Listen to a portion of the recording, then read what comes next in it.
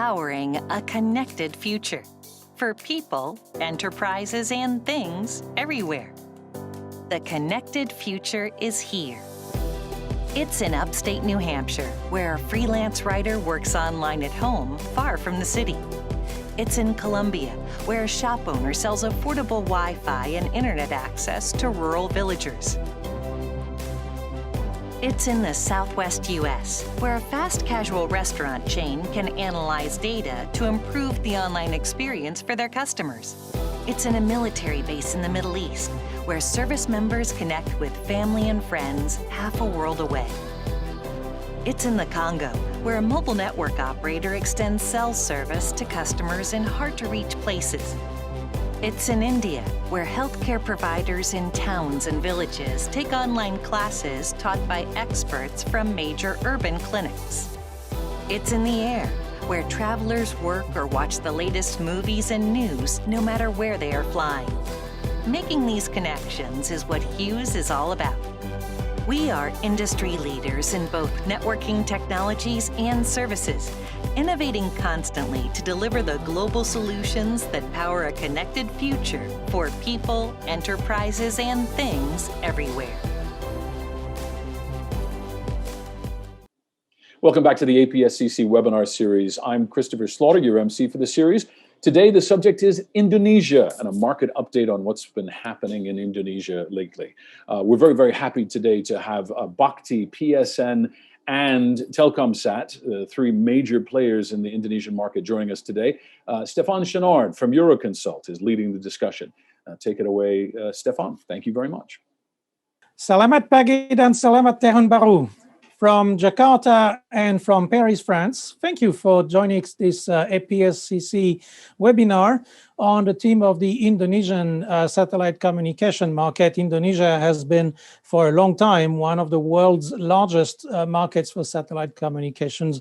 And today we are particularly going to focus on what has been arguably the biggest piece of business in that market for the past year, which is the Satria project, which the government initiated to launch at least one satellite, and as we will hear shortly, possibly up to 3 satellites, to nail the problem of the digital divide in rural Indonesia with a very broad array of initiatives to connect government facilities and villages. And government, as we will hear, is going in a very determined manner about this. It's been ongoing for a long time. It's the successor to a series of projects and a really massive investment to deal with this problem. So with us today, we're very happy to be joined by Pak Bambang Nugroho, Infrastructure Director of Bhakti, Badan Aksesibilitas Telekomunikasi dan Informasi, which is the government's office for access to IT, which has been organized about 2 or 3 years ago to manage these projects and Satria in particular, as well as 2 of the main companies that Bhakti works with for this.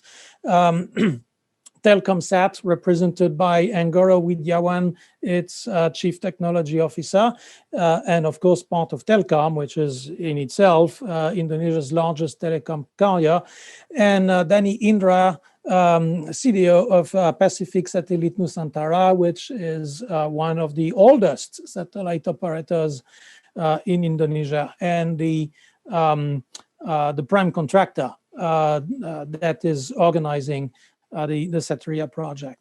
So let's start first with an update from Bhakti on what Satria is, on where Satria stands. That project has been in the news a little bit over the past 12 months. And then we will have an in-depth discussion on what is going on in that project and in other parts of the great Indonesian Satcom market. Pak Bambang, if you please. Okay. Good morning, Stefan. Good morning, Pak Anggoro and Pak Dani. All right. Before we start, I think I would like to share about Bhakti's profile at the beginning. As you all aware that the Bhakti is a unit of communication and informatic ministry, or we call it a Kominfo. which is deliver infrastructure and ICT as well as ecosystem to people in the remote or rural areas in Indonesia. Basically, the program that we have, they are internet access, also the multifunction satellite. We also have a satellite lease capacity. We also have a BTS last mile for the building the network. Palapari for the backbone, the fiber optic, as well as the ecosystems to broadband community development.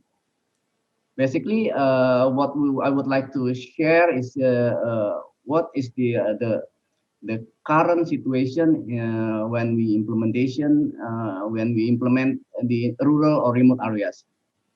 The total number of BTS that we have, we built the 4G networks around 700 already, and internet access we also have 11,835, and during the period from this year until 2024, we plan to build around 8,500 for the BTS 4G.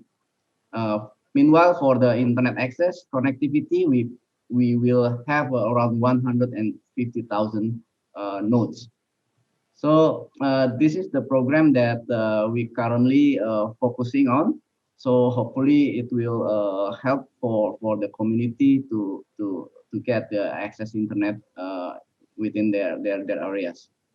So before, in addition to that, we want to share also the total numbers 150,000 sites or nodes. Basically, is to cover for the education and the government, the administrative of security and defense, as well as for the healthcare. So this is the program that we have for, especially on the Satria project, to have to provide all the internet access on that category. And I would like to share the numbers of the public service points. We basically have around 500 nodes for the whole education, government, health, and police station or defense, these kind of things. We already have in service around 350,000. It's already in service. Meanwhile, we still have a lack of 150,000 that need to be accelerated at this point in time, especially when it comes to the transformation digitals. We would like to have some acceleration on that. That's why we built Satria 1. The capacity is 150 gigs. It can covers up to 10 megabyte per second for the access. And the roadmap for 2024, we will have a Satria 2. That's the plan with the big capacity. It's higher capacity. We will have a 300 gigabyte per second. And another roadmap coming forward is in the 2030. We will facing the Satria 3 with the capacity even higher, is around 500 gigabyte per second. So at the current in time, we have a Satria 1 that's actually already ongoing constructions, and the launch plans will be in 2023 in November. So hopefully we moving forward, we can have it in orbit, and in a way to do. In addition to do that, we also building the ground segment in the areas starting in 2022 until 2024. So it will staggering to build all the connectivity. So About the lease capacity, we have already in place the LC phase 1 with the capacity 21 gigabyte per second, and we are also facing the current condition with the tender process, and with estimated is 16 gigabyte per second. Hopefully, it will complete the tender by end of this month, so we can start to use it by April for having the total around 7,900 sites within this year for access internet. I think that's a bit information that I can share with you, Stefan, at this point in time. Maybe you can ask for anything. Thank you. Thank you very much. That was very detailed. Yes, we will come back to this. We will we'll drill into some of this update that we have received from you. But before we do that, I'd like to turn to Angoro and Pak Dani, since your companies already operating in the VSAT market, and the past year has not been business as usual, including for the VSAT market, because this is the year when a lot of companies which had maybe been sitting a little bit on the fence in terms of investing in IT have discovered the power of remote working, of everything that you can do over a modern telecom network. Everybody has bad webcams, everybody has updated their software, discovered new ways of doing business. The Indonesian enterprise VSAT market, before we turn to Satria, but by way of context, the Indonesian enterprise market had been a little bit slow historically. I'm wondering what you're seeing from your customers. Are they doing things differently in terms of IT now, including with VSATs? Who wants to take that up? Okay, I'll take the first opportunity to answer your question, Stefan. Yeah, I think agree as what you mentioned, that the market for VSAT enterprise was going down because of the because of the pandemic, or even before because of the terrestrial network already deployed almost everywhere, especially in the big island like Java, Sumatra, and some of Kalimantan, some part of Sulawesi. But we still see the what we call it, the opportunity providing internet service or broadband services to the area that there is no signal at all, even when there is a signal, but it is at that moment it's only for 2G signal. So we see that opportunity, then we try to deploy our broadband consumer to that market. And surprisingly, the response from the market on those area quite good. Even at the beginning, we experienced almost 2-digit growth. But of course, because of the one of them is because of the government project, where the government also serve this area. Then the growth of our consumer market on that area a little bit what do you call it, flattening, but still there is a growth on that area. So that's why now PSN is one of our market segment is the broadband consumer, whether it is directly to the home, or it is what do you call it, a Wi-Fi community.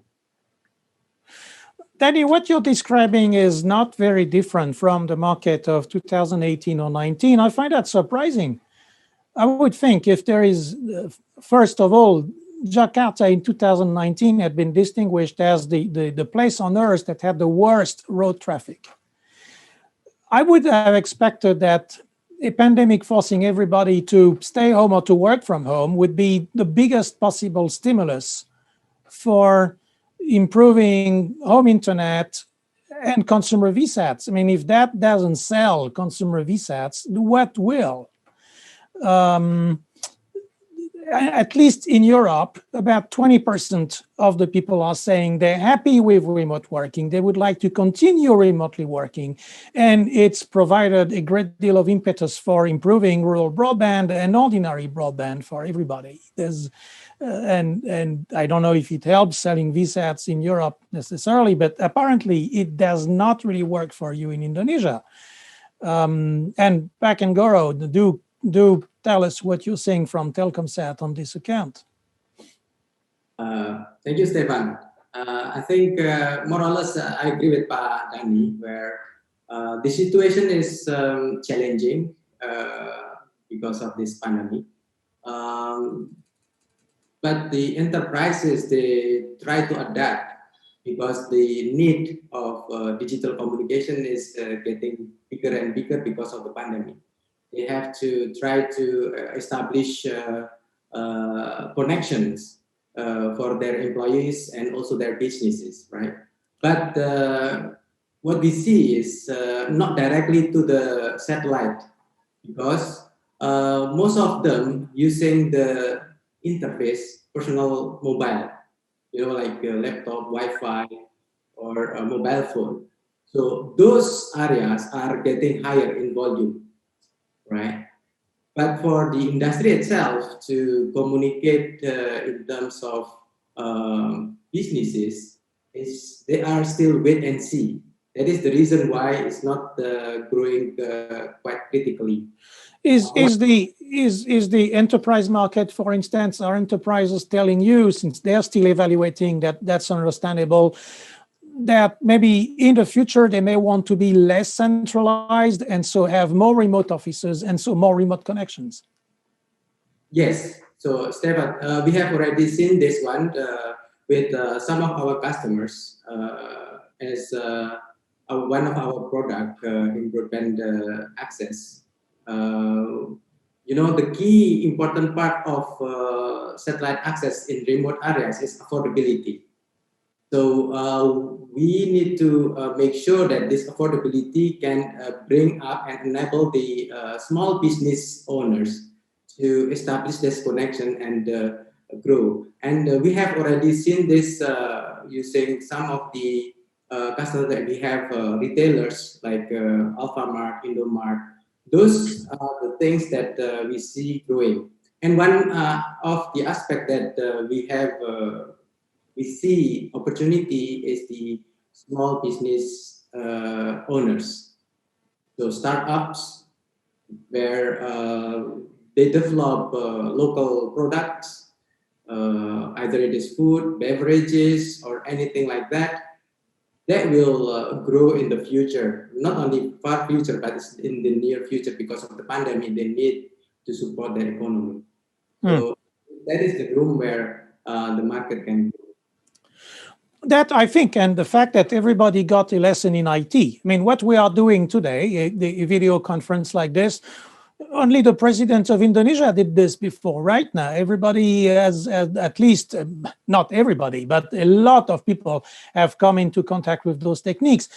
Pak Bang Bang, are you updating a little bit your business plan because the expectations might be different in terms of the way that people may want to work in the future, more remote working, more need for connectivity? Or did your Satria's business plan turn out to be ahead of its time?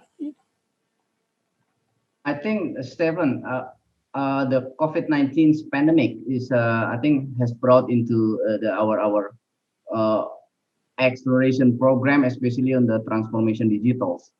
So another factors to mitigate, on the current situations, that we we are facing the flexible working arrangement, right? So this is very trend in Indonesia right now. So we can have a flexible working arrangement and work from home, and this is become a habit for all the peoples, especially that's when this is a good opportunity for the technology, especially on the access internet, on the growing market for Indonesia. That's uh, that's as we know that people now starting using the cafes for having a discussion and this kind of thing. This needs the high speed internet for sure. Indeed, and after the immediate problem of the pandemic goes away, it's likely, I think, that some work habits will change, and that the skills that people have picked up will be retained. In the specific case of Indonesia, and not of Southeast Asia more generally, there was also before a sort of moving away from the extremely high centralization that had dominated the development of your countries. The government in 2019 had decided to move the administrative capital to Kalimantan, for instance. Only that, because Jakarta was too big, too centralized, unmanageable. And so we'll see how that plays out. But the VSAT industry is, of course, very well placed to benefit from those trends. Let's continue. Before we move on to Satria, a word on the maritime market in particular. It's not fun to be on a vessel at sea with no good connection. In 2020, it's been even less fun because the maritime industry had even more to talk about. But the Indonesian maritime market, through Indonesia, is undoubtedly a maritime nation, a little bit underdeveloped from that standpoint. Now, Telkom had been working very hard to develop maritime VSATs to bring Indonesia closer to the world level. Where do you stand? Has there been any more interest from the ship owners in connecting their ships? Well, Okay. all right. Okay. I think for sure the Ministry of Communication and Informatics, we have a synergies with related ministries. So when it comes to the sea transportations, the Ministry of Maritime Affairs and Investment, we have some collaboration with them. And as you know, the improvement in area of infrastructures, especially on the covering the surveillance and the interest of trading systems and shipping traffic rules, that's we have quite improving right now. Indeed, I was looking more at Pak and Goro to comment for Telkom, because Telkom has been working hard to do this. On the VSAT, yeah. Yes, Yeah. yes, that is true, Stefan. Yeah, we are glad that we have already started. I think that's one of the core pieces that we have since the beginning of Telkomsat. So currently the services are still growing, although there are some what we call it stagnancy due to the pandemic at the moment, because the passengers ships are being constrained, as well as just similar situation with the airlines. So those are the problem. However, the need to communicate is growing. So the volume consumption of capacity is growing in that area. And we believe once the pandemic is gone, then I think this area, the oceans, is the blue market for satellite, because there is no other way to connect the oceans other than using the satellite. So I think we need to work hard on this to make sure that the value that we put on the sea maritime market is okay. I would expect commercial shipping to be also your key market, because it's been a problem of getting the ship owners to be interested in connectivity. Correct. To have their attention focused on that particular aspect of their capex and of their equipment. Are they more interested now? Yes. So basically, the ship owners, they're not only it's not only like interested in the connectivity, they are interested in the operation. So that is why we are developing the capability, not only the connectivity, but also the IT and the operation side of the customers. And so how many ships have your VSATs today in Indonesia? Can you give us a number? So we have more than 150 ships that we are serving at the moment. And Danny, is PSN in that market as well? Yes, we used to enter to that market, but you know, we believe that the maritime connectivity is also considered as an important growth area, and this include the broadband connectivity for commercial and cruise, and to the lesser extent to the fishing vessel, for example. But the issue is the size of this market is not that big, the size of the market, because of first, if we are talking about the fishing vessel, you know, the number of fishing vessel that want to install the antenna, gyro antenna is not what we call it. It's not economically viable from PSN point of view, and also the road of the commercial ship is too short. I guess it's too short because probably people from Surabaya they go to Makassar using a vessel. They probably they prefer to sleep instead of they have to pay to get the internet connectivity because it is not that long. That's why we still what we call it, wait and see whether we go to this market or not. But the capability from the technical point of view, we already have. Right. Yes, it says more about the structure of the Indonesian shipping industry, maybe than about attitudes. The fishing fleet, however, has been, I understand, given orders to equip themselves with vessel management systems to better track the fishing. The fish stocks and how much is taken out of the sea. We'll move on to Satria now, but undoubtedly a lot of pieces are moving in the economy now. It could move in a different direction. The supply chains are being reorganized. A lot of things are being given another look in terms of where the resources come from, how much is sourced locally. That has the shipping routes are changing. All of that has an impact on how those industries make decisions and whether they decide to be connected or not. And also, a lot of these companies have run into problems that maybe they found they could not manage in real time because they had no real-time communication to their ships or to their officers or whatever. It's a developing story, and we will all spend the next 10 years seeing how things are changing course or not. Satria. So, Bang Bang, you've given us an excellent update on how you are building the network on the ground. Let's spend in the next few minutes on the space segment.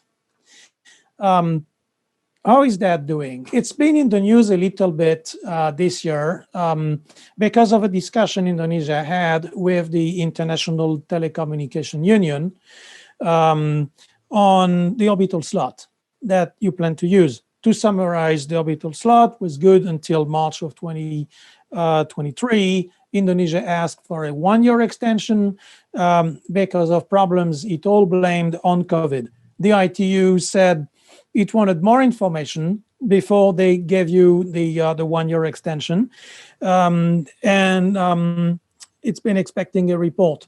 Now you've told us the launch is planned for November of 23. Has the ITU told you that it's okay to launch in November of 23? What's the situation? Can you give us more color on what we've seen in the news so far? Well, basically the Satria construction still continues at this moment, and we also have regular meetings with Satria Nusantara III on the progress. And as we all know, we cannot avoid the situation when it comes to the pandemic COVID that a bit makes some difficulties for us when it comes to communicate with the lenders, especially. Maybe Pak Dhani Indra also can a bit more details on that to provide the informations. So, but at this point in time, what we are facing is the for the Satria is still good, and when it comes to the orbital slots, also we are having some backup for that. Maybe Pak Indra can explain more on the details. Yeah. Yes, why don't you give us the details? Because the ITU is on the record as being a little bit doubtful that, come on, you guys, your telecom companies, you cannot do this remotely. You're sure that it's only the pandemic? You're hiding anything else? Are you really building this satellite? Those are the questions that those folks in Geneva would be asking. So, what's been your experience of what was going on? Okay, okay. That's my turn. Okay, I think as Pak Bambang or Pak Nugi just mentioned, that we are quite confident that ITU will grant us with the extension, even though we still have some backup plan in case the story go to the other direction. Why we are saying that we are still confident that the ITU will give us the extension? Because of the from the letter from the ITU, the nuances it is positive, and when we are talking to our friend, our colleague in ITU, and they said that it is just the ITU need more information, which what is the direct impact of the pandemic, because and the previous RRB we just said that because of the pandemic, then we need another extension from March 31st, 2023 to have 1 year extension. And as I think everybody know that ITU need additional information, and now we are preparing the additional information and telling which part is because of the satellite manufacturer, and it is also already what we call it confirmed by satellite manufacturer, because the effect, it does not only hit Thales as the main contractor, but it is also hit the subcontractor. If the subcontractor slowing down, then of course Thales cannot do anything, because they also rely on their subcontractor. So we are identify which is because of the pandemic hit the subcontractor, and which one is because of the other issue. I think as everybody know that the what we call it the delay of the Satya, it is not it is not only because of the satellite manufacturer, but it is also because of the approval from the lender to get the loan. But to anticipate this issue, PSN as the main contractor of the Bhakti program already start the project actually using our equity. So the project is actually has been started since September last year, 2020, and now I think next week we will have a BDR and so on, and even the north panel. I mean, we just want to show that the manufacturing process has been started, it's just begun. So the north panel already manufactured, and Thales has just send us the information and send us the picture. So that's why we are quite confident we will provide this information to ITU that we really build a real project, and we will be it will be put at 146 degrees. Yes, I think that the progress in that project should be easy to document. I find so it was not only these meetings and paper, it was also that were delayed. There were also problems at the industrial level between Thales Alenia Space, the industrial prime contractor, and its suppliers. But you still have a backup plan to use another orbital slot. Can you tell us what slot and whether there would be any, if you have to do that, if there would be any impact on the satellite's design or on what you could deliver? Okay, what we said with the backup plan is as I think every satellite operator does, we have another filing. So basically in one orbital slot we have some filing. So we have the PSN 146 that plan to be used for Satria, but we also have another filing which is more junior than the senior one, and I think also it is also what do you call it, do by another satellite operator. When they do the satellite coordination, they always bundle the senior filing and the junior filing.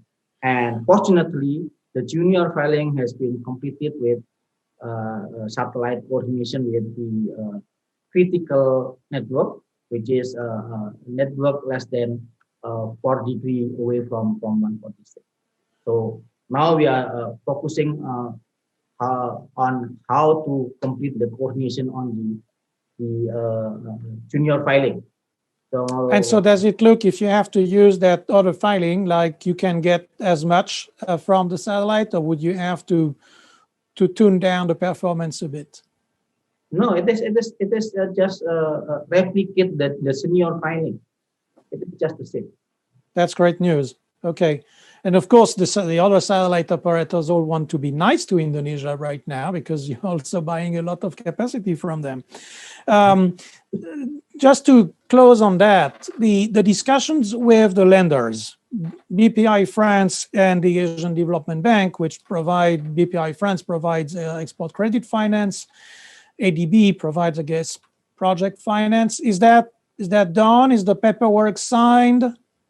I find it incredible that they cannot do this remotely. I mean, the pandemic did not stop APSCC for a minute from doing conferences like we are doing now. You would think it's only paper. It can all be done electronically and digitally. Or is there something else that's delaying the process? Yeah, I think the principal approval has been done. So we got the principal approval from AIIB and also from the PPI. Now the difficult one is on the detail. So when a lawyer meet the lawyer and they start wording the document here and there, and they say that okay, it's better to be this way, and the other said like that, yeah, different way. So now is the issue is on the how to write the document, to write the agreement, the wording. And Is this having any impact at all on the program schedule? yeah, hopefully we can get everything done on end of this month or probably beginning of next month. That's great. Okay, let's move on to the more fun part of what's going on the ground in terms of implementing those networks. So, Pak Bang Bang, you've told us how many sites have been put in. How many sites are you standing up per month on average right now? Are your users happy with what you are getting? Is it changing? Is it changing their life? Are there any early lessons in terms of how to deploy this? Or to get the installers into the remote places, or to get the end users familiar with the technology they are getting, and maybe both for you and for Pak and Goro, how is this different from the past USO deployments that you have done? Well, Stefan, basically, as I mentioned earlier, that we built around 11,800 sites already in place right now, and the interesting one is basically when we deploy for the healthcare for the last 2 months in. Pak Bang Bang, sorry for interrupting, but back in November, we were told at the Euroconsult conference actually that you had 12,000 sites, that you had deployed 6,000 sites. So it's been about 6,000 sites in December, January in 2 months. Is that your cruise rate? Well, the number for the access internet we deploy basically already 7,000 something, 7,000 plus at that time, and we accelerate the building the ground segment and everything for the last 3 months. And in November and December, basically, even we built around 3,000, especially for the healthcare. So this boost or the acceleration for building the access internet, of course, it will helping especially on the clinics and the hospitals, for them to use, especially when we facing on the vaccines plan for this years. This will helpful for them to having some internet for their communications. Okay. Pak and Goro, Pak Danny, are you involved in this? Any lessons from the field on how to do this, how to do it faster? Any bottlenecks? Any differences from what you've done before in USO programs and what you're doing now? Stephen. Yes, we involved in the deployment of the access internet as well as the last miles for BTS. So basically, in terms of deployment itself, it's similar. It's not a lot of changes.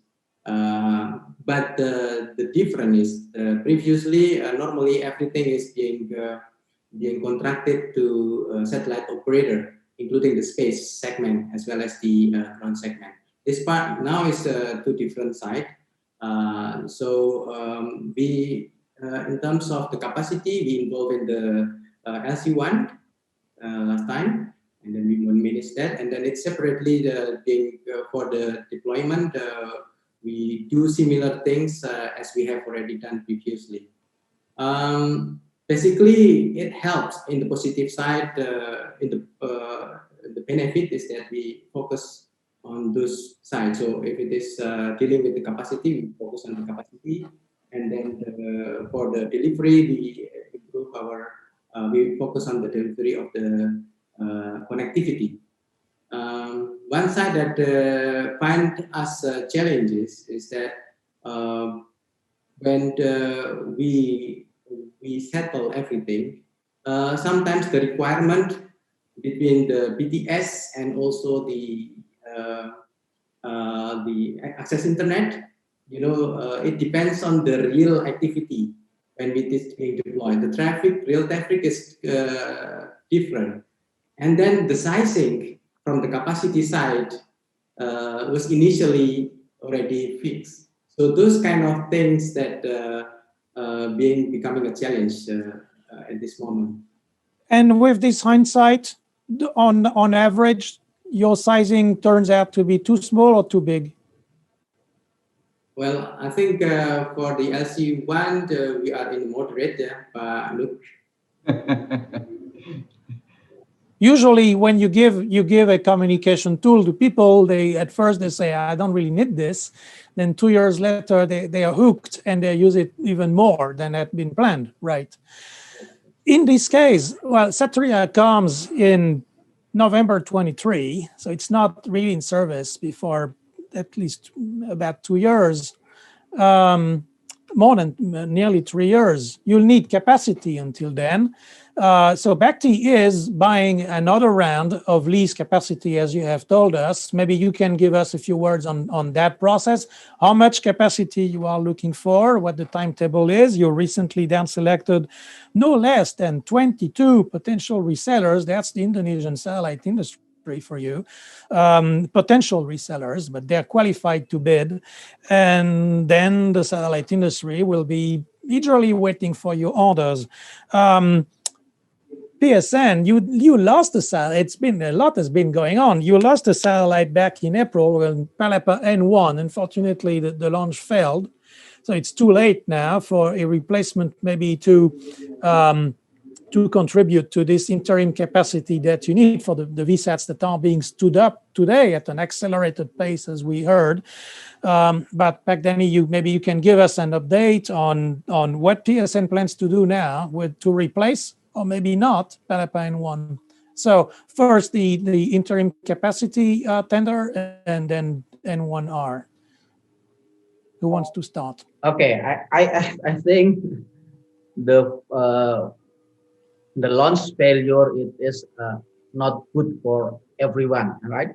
Even though let's say if we think that okay, the satellite is actually it is not that what you call it, it's not that optimized. But I would like to back a little bit about the ground segment challenge, because from our point of view, the biggest challenge in deploying the ground segment is on the DID, delivery, installation, and dismantle, which is it has to be our responsibility as a VSAT operator. So because of this thing, then we decided to not to go to the what you call it, a C-band satellite or even KU-band satellite, because of the DID is it is quite expensive, because the size that not fit to the airplane cargo, and because of the delivery time, and also the delivery cost is also quite expensive comparing to the, let's say, KU band or even KA band. So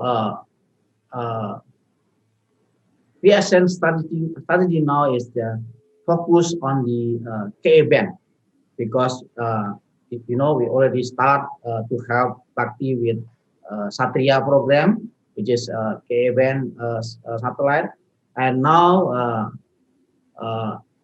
even though we don't know before about the Bharti program, it just described by Pak Bambang or Pak Nugi, we already prepare another satellite, which is on the same size of the Satria. And but the difference is it is not only focused on Indonesia, but we also want to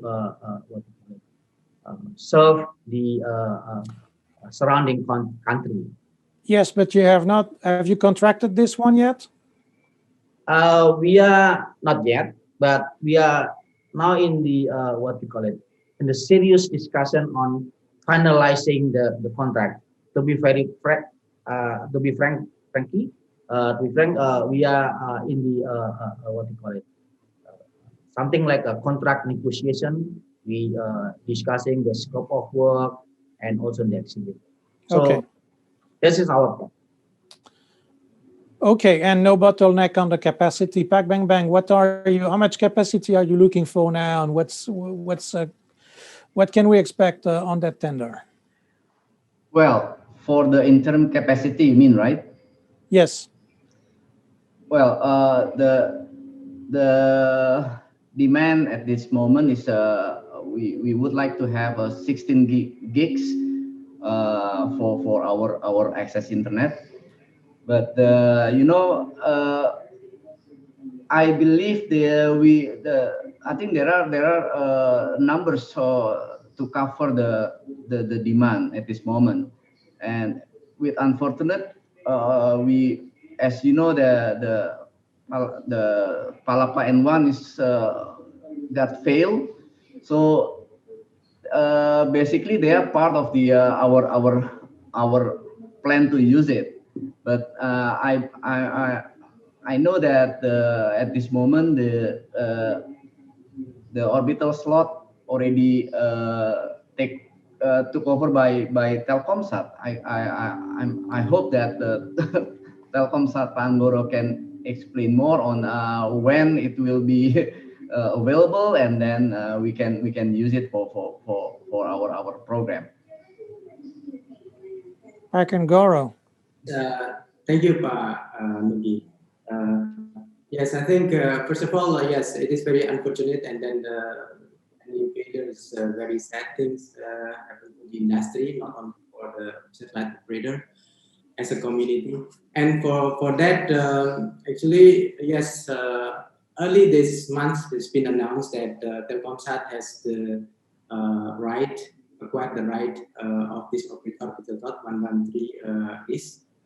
So we will continue, and then we try to secure the capacity. As Pak Nubis mentioned, the capacity, national capacity is very important to Indonesia, because it is what we call it, very strategic asset, to have the orbital slot, and also to make the orbital slot is available for us.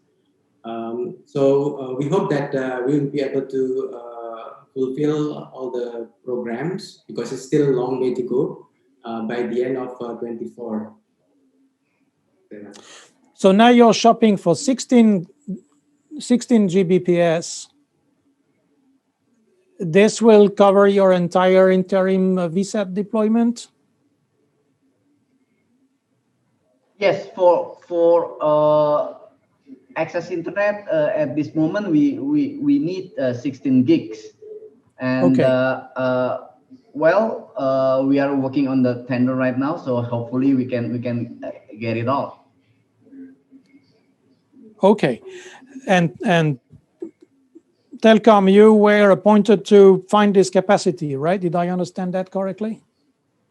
For the interim, it's Bakti's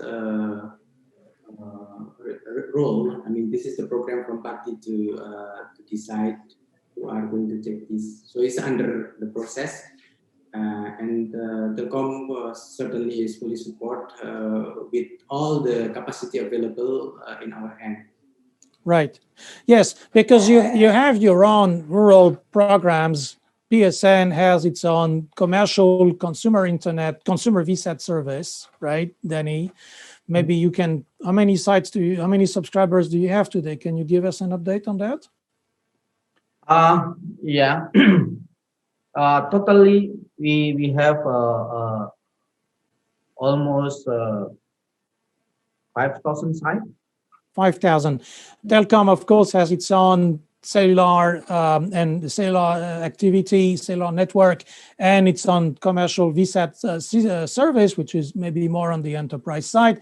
All of that overlaps in part with Satria as contractors, as complementary solutions, and in a it overlaps. Sometimes it complements, I guess. Sometimes it competes.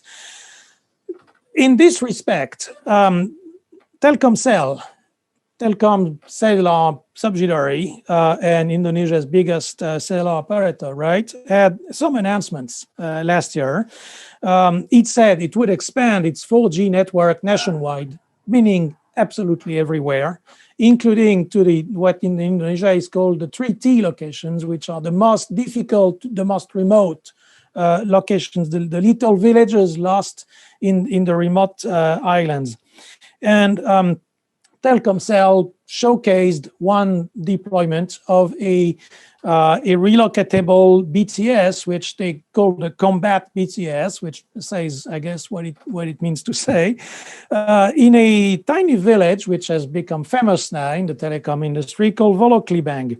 And okay, this was all very cute.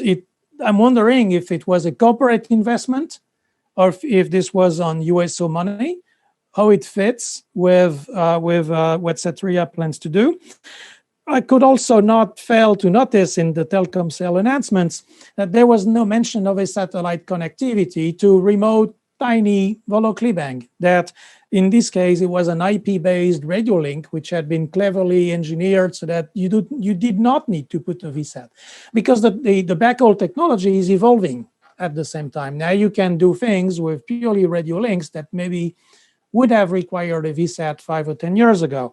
Can you, Pak and Goro, tell us where the race is standing between those radio access technologies and VSAT, whether there's a feedback loop with the Satria program? Maybe there are some locations among the 150,000 sites which have been identified for connectivity by Satria, which, as it turns out, now there's another way to connect them. You put them on radio links, you put them on the Telkomsel network because Telkomsel wants to do this for their own commercial reasons. You put them on the Palapa network, and it's a moving picture. So Pak and Goro, first, maybe you can give us an update on those different technologies that Telkom is deploying. How do you juggle those possibilities now? All right. Okay. So for that cases, I mean, the first case that you mentioned is it's a commercial, so it's Telkomsel's initiatives purely. The reason why I think it's not all the places, the very remote places are being covered directly by the or USO programs. So Telkomsel is exploring their businesses in such a way so that they try to explore the 4G markets, and then they try to understand. So to understand which part that is feasible for commercial deployment and which one is not. So in our group, there is always a regular, we call it a synergy orchestrations between those infrastructures. So currently we have radio infrastructures based on OFDM, which is also racing to penetrate the remote areas for the backhaul side. And of course we have the submarine cables and the fiber cables. Also, not only that, Telkomsel and synergize with our consumer fixed broadband, where Telkomsel is providing the broadband connectivity through their 4G network or fixed broadband. So I think this is very key and challenging for the satellite industry to be bear in mind, because the terrestrial based infrastructures, they are also not stagnant. They are also moving towards the empty market where used to be satellite places. So that's the... Nothing is stagnant in the telecom industry. All the pieces move all the time. The technology, the policy of the carriers, 4G everywhere. If it's really everywhere, it's a policy decision at this point, right? We'll see if it's how much of that is feasible, but it's a strong statement. Not every telecom carrier has decided to has made clear that they wanted to do this, and the technology and the government programs. To be clear, Satria is to connect government offices. It's not necessarily to connect the consumer. However, once the school is equipped in my village, people are they'll come to the school and they will do their internet within range of the Wi-Fi, and they'll get the passwords, I guarantee you. So that will then pump your traffic up and you go through another loop. Bang, how do you don't have to replan Satria in an Indonesia where the commercial carriers are providing 4G everywhere, do you? Well, it's a little bit different from 5 years ago. Yeah, I think the purpose of Satria is for the government's offices, as mentioned earlier, that this is when it comes to what we have built so far, especially for the area in the rural or remote areas. When it comes to the development on the areas, as we facing the growth of the village, and it will create the interest for the operators to jump in and then build as a commercials.